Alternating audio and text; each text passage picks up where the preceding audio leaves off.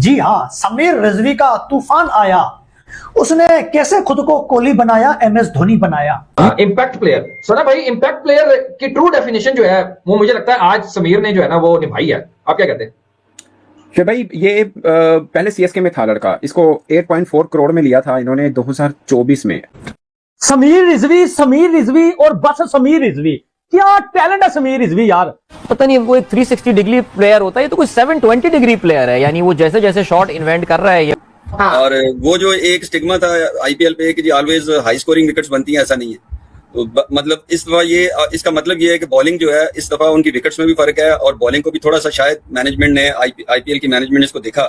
तो आज समीर रिजवी विराट कोहली भी बन गए और एमएस धोनी भी बन गए, एक ही मैच में एक ही इनिंग में। स्टैंडिंग था, देखिए विकेट टफ थी लेकिन कैसी जबरदस्त बैटिंग की सूर्य ने। और ना मतलब उन्होंने कहा कि छक्का लगाना, जो उनको पता सिंगल लेवल की गेम है। भी बॉल करता है वो कहीं से कहीं अपना शॉट बना लेते हैं। उनके सामने बॉलर को समझ नहीं आता कि वो बॉल डालें किधर। जहां हम पाकिस्तानी इसीलिए तो डरते हैं कि अगर मैच हो गया तो टीम इंडिया नहीं छोड़ेगी भाई, तरस नहीं खा रही। हमने देखा है कि इंटरनेशनल में भी बड़ा अच्छा परफॉर्म करते हुए आ रहे हैं। मिडिल ऑर्डर के बहुत अच्छे बैट्समैन हैं और इसी के साथ समीर रिजवी ने बड़ी अच्छी पार्टनरशिप लगाई। ऐसा मैच हुआ है कि लास्ट ओवर तक नहीं था पता चल रहा है। दोनों टीमों ने एब्सोल्युटली ब्रिलियंट बैटिंग की है और जो सबसे अच्छी बात है ना, इंडियन टैलेंट सामने आया है भाई। हर दिन कुछ ना कुछ इंडियन टैलेंट सामने आ रहा है, हर दिन कुछ ना कुछ इंडियन टैलेंट सामने आ रहा है। दिल्ली कैपिटल्स के middle order batsman Sameer Rizvi, इनका आईपीएल में ना सबसे पहले नाम गूंजा 2024 में, जब all of a sudden out of nowhere Chennai super Kings ने समीर को साइन अप किया 8.40 करोड़ में। उस ऑक्शन में अनकैप में सबसे महंगा क्रिकेटर था, लेकिन अच्छा नहीं खेल पाया। मेरे ख्याल 8 की मैच में 50-55 रन किए थे, ज्यादा अच्छा नहीं खेल पाया। और उसके बाद फिर इनको दिल्ली ने लिया था लास्ट में 24 में 95 लाख में, ऑलमोस्ट 1 करोड़ में, और फिर रिटेन अब इस बार इन्होंने किया। मगर अच्छी इनिंग खेली आज उसने एक टफ कंडीशन के अंदर। अब देखें ना, नॉर्मली आप T20 क्रिकेट में बहुत इनिंग्स आपको देखने को मिलती हैं जो हमें पहले। दिस वाज टोटली डिफरेंट, जो कंडीशंस थी, जो सिचुएशन थी और जिस किस्म की बॉलिंग हो रही थी। Look at the shots, I mean haven't seen an inning like that. बड़े अरसे के बाद ऐसी डोमिनेटिंग इनिंग इस सिचुएशन में खेलना। उस लड़के को अपनी गेम का पता है, राइट। उसने जितनी भी शॉटें मारता है वो ज्यादातर अच्छी बॉलों पे भी शॉट मार देता है। पर जिस तरह सूर्य कुमार यादव ने बैटिंग की, और ज्यादातर हमेशा हम ये भी देखते हैं जब हम डोमेस्टिक क्रिकेट भी खेलते थे तो उनमें जब फास्ट बॉलर्स की पिच होती थी, बॉल कभी मुश्किल बैट्समैनों को डाला होता था उसने, तो कैप्टन यही कोशिश करता था कि ऐसा प्लेयर चला जाए जो तेज खेले, उनकी लाइन खराब करने की कोशिश करे, क्योंकि ये ऐसी पिचेस थी। आपने देखा कि रोहित शर्मा को भी प्रॉब्लम हुई। सिचुएशन में दिल्ली कैपिटल की विकेटें गिरती जा रही थी, यके बाद दिगरे, लेकिन समीर रिजवी एक ऐसा जो है वो बैट्समैन, एक ऐसा यंग टैलेंट आके खड़ा हो गया मैदान में कि भाई मैनू करो आउट, मैं आज जो है वो बचाऊंगा। इतने प्रेशर सिचुएशन में जो आपके 40-50 रन होते हैं ना भाई, वो बड़े क्रूशियल होते हैं। समीर रिजवी कहते हैं आज मेरा दिन है, तो भाई जब उसका दिन था तो उसने कमाल कर दिया। मेरे ख्याल में ये अंडर 19 खेल के आया है, अगर नाम ये बिल्कुल खेला, ये अभी अंडर 19 खेला। तो लड़का, ये जाहिर बात है, इंडिया का जो डोमेस्टिक स्ट्रक्चर है ना वो बहुत स्ट्रांग है।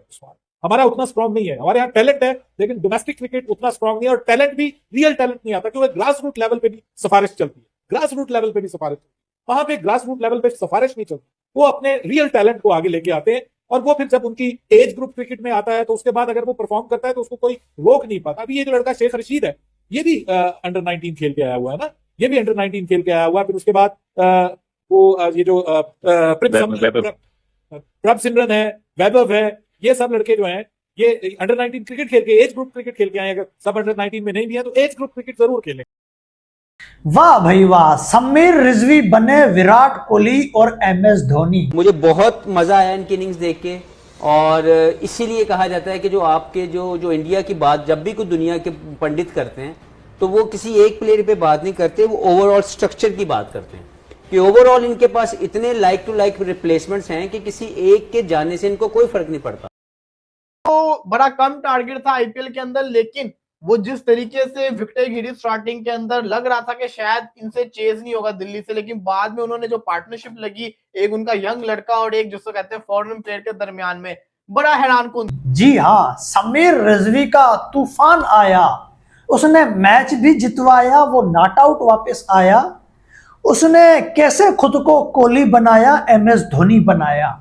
जी हाँ, समीर रिजवी सही है। समीर रिजवी ने फाइनली अपने पोटेंशियल के ऊपर, जो पिछले 1-2 सालों से समीर रिजवी का क्या कहते हैं नाम गूंज रहा है आईपीएल में, और समीर रिजवी के ऊपर एक बात की जाती है कि बड़ा मॉडर्न डे बैटर है, इस लड़के के पास वो गेम सेट मौजूद है, इसके पास पोटेंशियल मौजूद है।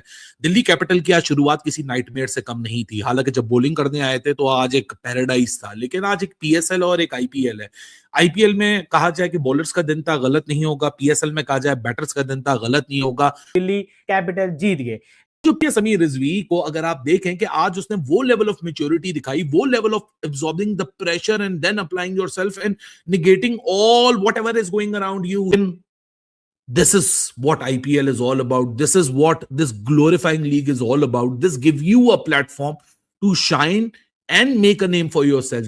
तो दिल्ली ने यहां पर मैदान मार लिया क्योंकि समीर रिजवी ने यहां पर कमाल कर दिया।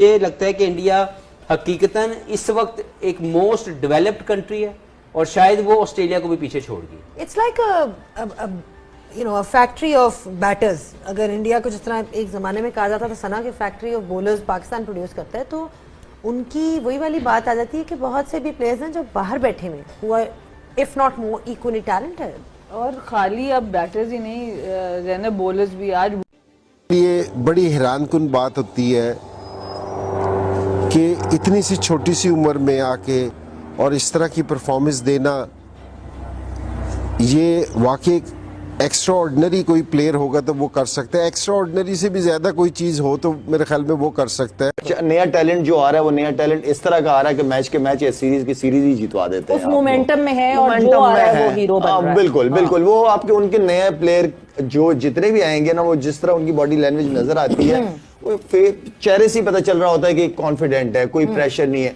क्योंकि वो जिस सिस्टम के तहत और जिस डोमेस्टिक क्रिकेट में जो आईपीएल के अंदर जिस क्राउड के सामने जिन लोगों प्लेयरों के साथ जिन ड्रेसिंग रूम शेयर किया हुआ है, इनके चेहरे इनकी बॉडी लैंग्वेज में बहुत फर्क नजर आता है जब ये नेशनल ड्यूटी। जय हिंद दोस्तों, स्वागत है दोस्तों। आईपीएल का 8वां मुकाबला आज दोपहर को मुंबई इंडियंस और दिल्ली कैपिटल के बीच खेला गया, जिसमें दिल्ली कैपिटल ने मुंबई इंडियंस को शानदार 6 विकेट से हरा दिया। पिछले मैच के प्लेयर ऑफ द मैच बनने वाले खिलाड़ी समीर रिजवी ने शानदार 90 रनों की पारी के लिए अपनी पारी में 7 चौके और 7 छक्के लगाए। एमआई की टीम ने पहले बल्लेबाजी करते हुए 162 रन बनाए थे। जवाब में दिल्ली कैपिटल की टीम 4 विकेट खोकर इस लक्ष्य को हासिल कर लिया और आईपीएल 2026 में अपनी लगातार दूसरी जीत हासिल कर लिया है। पिछले मैच के अर्धशतकवीर और प्लेयर ऑफ द मैच बनने वाले समीर रिजवी ने इस बार भी तबाही मचा दिया और एक तरफा दिल्ली कैपिटल को शानदार तरीके से जिता दिया। यह वही समीर रिजवी है जो पहले चेन्नई से खेला करता था। चेन्नई पर उसको ज़्यादा मौके नहीं मिले, लेकिन दिल्ली कैपिटल में पिछले साल जितना मौका मिला इस बार लगातार इनको मौका मिल रहा है। इम्पैक्ट प्लेयर के रूप में आता है, 2 मैचों में 2 अर्धशतक। क्या शानदार पारी खेल रहे हैं दोस्तों। क्या ऐसे ही खेलते रहेंगे तो इन्हें इंडियन टीम में जगह मिलेगा? कमेंट में ज़रूर बताइए। वीडियो को लाइक कर दीजिए, चैनल को सब्सक्राइब कर लीजिए। मिलते हैं अगली वीडियो में। जय हिंद, वंदे मातरम।